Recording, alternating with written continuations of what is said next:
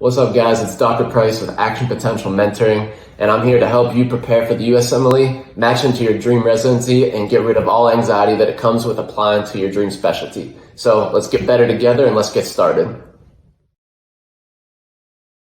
So anemia of chronic disease has low iron but high ferritin, because whatever iron you have in your body goes straight into the storage. Okay, so you don't allow it to float around in your body because of all the acute phase reactants can destroy it. So your cells are going to store it. So you actually have high ferritin with anemia of chronic disease. All right, and that's really important to know. That'll help you get questions.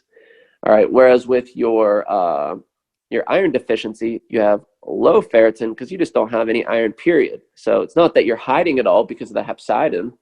You literally just don't have it because you bled it out or you didn't absorb it. Thank you guys so much for joining today. If you found that was helpful, find me on Instagram at Action Potential Mentoring and shoot me a DM saying what your favorite part of today's lesson was. If you have any questions or you'd like some personalized one-on-one assistance with preparing for the USMLE, learning what it takes to become a stellar applicant and matching into your dream specialty, DM me the words VIP Mastermind. Again, that's VIP Mastermind. Talk to you soon.